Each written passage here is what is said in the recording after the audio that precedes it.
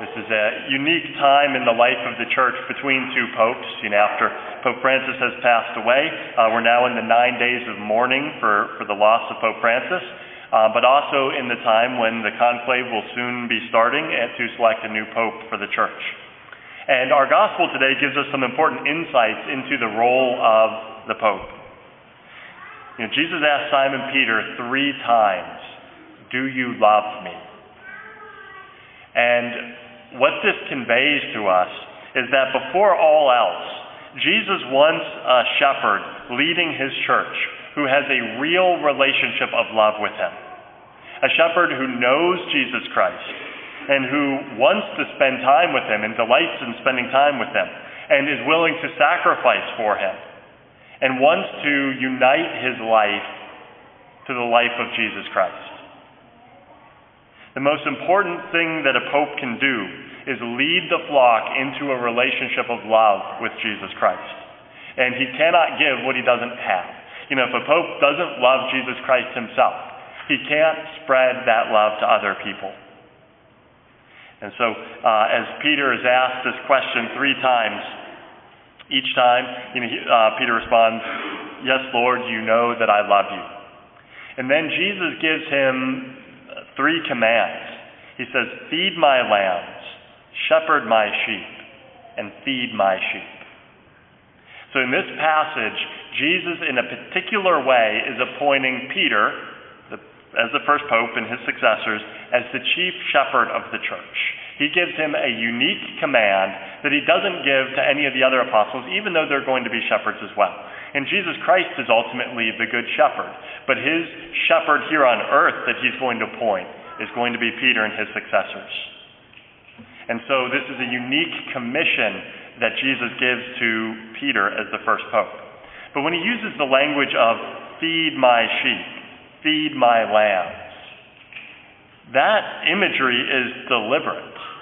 And it's meant to point us to the most important way that the Pope is going to feed the flock, and that's through the Holy Eucharist, the sacrament of love. And when we look at the Eucharist, one of the things that the Eucharist teaches us is that Jesus wants to be intimately close to each one of us. It's not enough that we just have an abstract knowledge of Jesus Christ. Like we know in our head, yes, God exists. Yes, we're supposed to worship him. That's not enough. Our Lord wants us to have a real and an authentic relationship with him. And so when we think about Jesus Christ, he is the one who created us. Every detail about us, from the color of our eyes to our personality, our sense of humor, our talents, our different gifts that we have, he created all of that.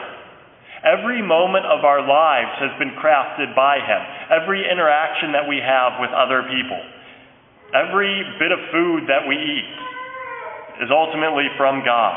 Every family member and friend that we have in our life is a gift from God. All of this comes from him. And so we should be grateful to him for all of that. But he wants more than that. He wants us to recognize in the blessings that he's given to us, he wants us to go beyond those and to see the one who has given us those blessings. He wants us to know his generosity and his love for us, and he wants to draw us into that relationship. And with the Eucharist, he wants to actually live in our souls so that what we will is what he wills, and that we begin to see things the way that he sees them. And that's why he comes to us in the Eucharist, so that we can actually consume him and have his life and have Jesus Christ actually living within us. A lot of people think that the Eucharist is just a symbol. But God does not love us symbolically. He's not going to say, well, I symbolically love you, so I'm going to give you a symbol of my love for you. He actually loves us, and because he is God, he is going to come to us in a way that is true and is real. And that's the heart of what the Eucharist is and why our Lord gives us the Eucharist. As amazing as the Eucharist is, it makes perfect sense that our Lord would do this. if we have even a small knowledge of the love that he has for us and the type of relationship he wants with us. St. John Vianney is the patron saint of priests. And he once said, "Every consecrated host is made to burn itself up with love in a human heart." If we think sometimes there's masses where I'll consecrate hundreds and hundreds of hosts. Every single one of those hosts that's consecrated is consecrated and made in order to burn itself up with love in a human heart that is going to receive it. Every one of those hosts is made with and has the presence of the fire of God's love within it in order to enter into our hearts. If anyone should have a real and a true and authentic love for Jesus Christ, it should be Catholics, because we have such a tremendous gift in the Holy Eucharist. Every one of our hearts should be on fire with love for Jesus Christ. But I think often what can happen is we just get in the habit of coming to church. And we come to church and we receive communion because it's what we do. We're Catholics. We're supposed to be here every week. We come, we receive communion, and then we leave. We check the box, and then we get on with our lives.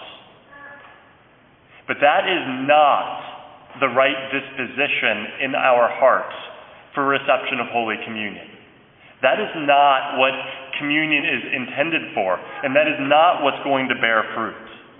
The Eucharist is not a gift that we should hide behind. It's a gift that is meant to light our hearts on fire. And so when it comes to the right disposition, we do need to be in a state of grace when we receive Holy Communion. But there should be more than that. We need to come to communion with a real faith that this is Jesus Christ. And we need to receive recognizing that this is a gift that demands a response. It is a gift that is meant to change our hearts and enliven them with the fire of God's love. So I encourage each one of us, as we reflect upon today's gospel, to imagine Jesus Christ asking us the question 3 times that he asks Peter. Put your name in that sentence and imagine Jesus saying to you, your name, "Do you love me? Do you love me? Do you love me?" And I encourage each one of us to kindle in our hearts the deepest love that we can for Jesus Christ. The greatest love, the greatest willingness to sacrifice, the greatest willingness to do whatever the Lord asks of us, and to say in response, "Yes, Lord," to his question. So that when we come to Holy Communion, and each time we come to Holy Communion, our hearts might burn with love for him as his heart burns for love of us in every single host that is consecrated.